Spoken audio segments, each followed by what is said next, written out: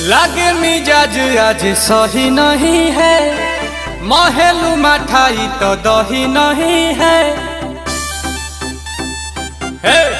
कहो लागे मिजाज आज सही नहीं है, तो का बोल महलू मठाई तो दही नहीं